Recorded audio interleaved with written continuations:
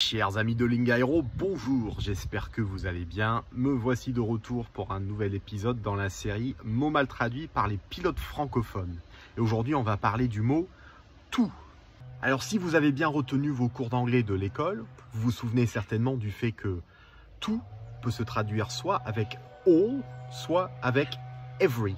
Et la traduction va dépendre du contexte. Donc voici quelques phrases très basiques pour démontrer la différence entre l'utilisation de all et l'utilisation de every. Tous mes amis adorent l'aviation. All of my friends love aviation. Ou alors, all my friends love aviation. Donc là, je suis resté au pluriel pour la conjugaison du verbe derrière. Donc avec all, c'est toujours au pluriel. Maintenant, une autre phrase. Tous les vignerons bordelais des années 60 se souviennent de la visite de la délégation chilienne et de la présence des Pinochets. Every winemaker from the 1960s remembers the visit of the Chilean delegation and the presence of the Pinochet family.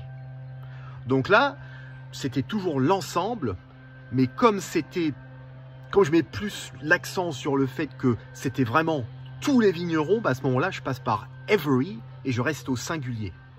Après, les mots all et every se déclinent en plusieurs versions différentes, des versions hybrides en fonction des contextes. Alors, quand on veut parler de tout au sens d'un ensemble de choses, là, on peut préciser que ce sont des choses en disant everything. Donc, par exemple, quand on s'inscrit dans une école de pilotage, il ne faut jamais tout payer d'avance. When you join a flying school, you must never pay for everything up front. Sinon, des voyous ont fait effraction chez moi et ils ont tout cassé. Some thugs broke into my house and they smashed everything. Quand on veut utiliser tout pour qualifier un adjectif, à ce moment-là, on peut passer par really. Donc par exemple, le manche du DR400 est tout petit comparé à celui du 320.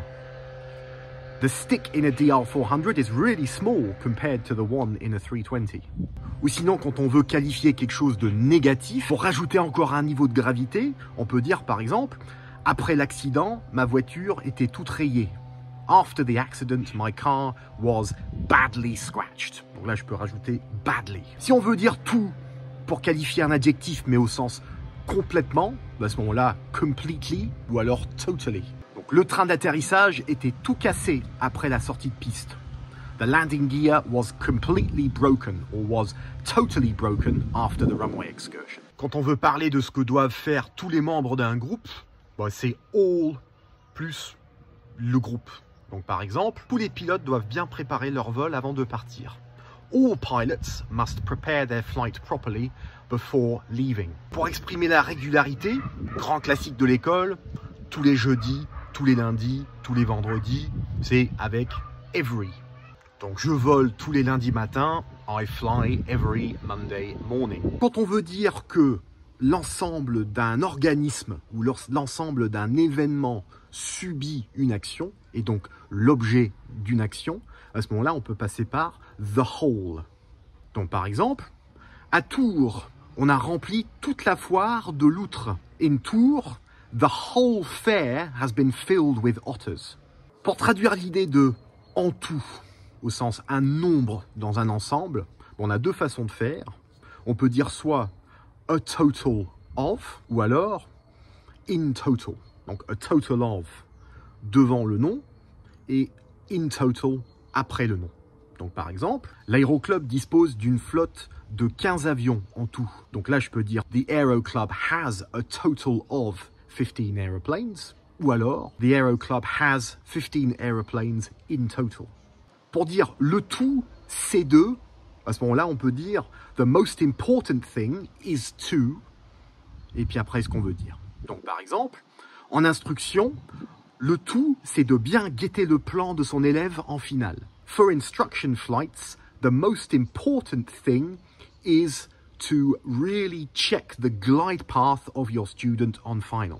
Pour dire c'est tout, pour dire qu'on a fini de parler de quelque chose, il y a deux façons de faire, soit avec un registre assez familier, soit avec un registre un petit peu plus soutenu. Donc pour la version familière, on va dire un truc du style « that's it » ou sinon « that's all ». Mais pour un registre un peu plus soutenu, on peut dire « that's all I have to say ». ou That's all I have to say on this subject. Quand on veut dire qu'on connaît tous les membres d'un groupe ou qu'on a fait quelque chose à tous les membres d'un groupe donné, à ce moment-là, on passe par all of them. Donc par exemple, il y a 4000 aéroclubs en France et je les connais tous. There are 4000 aeroclubs in France and I know all of them.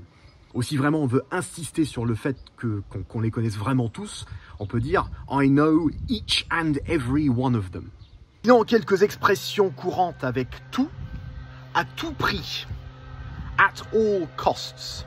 Je dois à tout prix obtenir mon IRSE avant le 31 juillet, sinon je perdrai les acquis de mon ATPL théorique.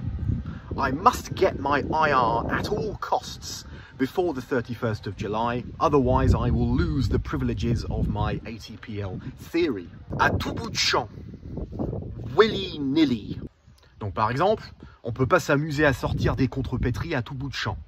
You can't go around saying spoonerisms willy-nilly. Une bonne fois pour toutes. Once and for all. Avant tout, above all. Tout n'est pas perdu. All is not lost. Il incombe à tout un chacun de voler en sécurité. It is incumbent on each and every one of us to fly safely. Voilà donc quelques exemples de comment éviter de vous emmêler les pinceaux lorsque vous traduisez le mot tout. J'espère que cette vidéo vous a plu. Retrouvez l'intégralité des exercices sur lingaero.com. Bon vol à tous et à très bientôt. Au revoir.